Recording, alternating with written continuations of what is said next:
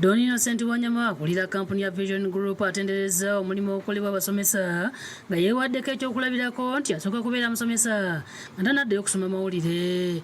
Bino abyogedde agenyiwaddeko ku ssomero lya Mbarara High mu disitulikiti y'e Mbarara era nga wabudde nti omusomesa mu nsi yonna y'alina okusinga okuweebwa ekitiibwa kubanga buli mukugu yenna ayita mu ngalo za musomesa.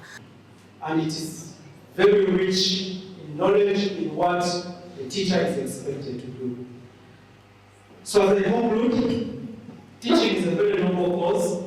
Ayogedde ensonga lwaki Vision Group eteeka nnyo amaanyi mu byenjigiriza.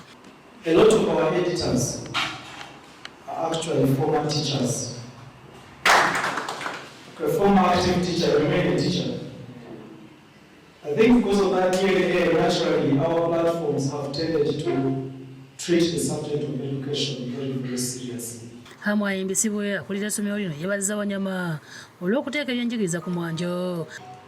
Starting with the new lower secondary curriculum, New Vision has been our supplier of learning materials, specifically textbooks for the lower secondary curriculum.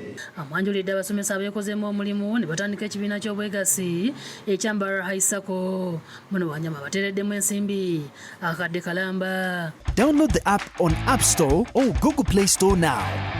Vision Digital Experience, the future of media.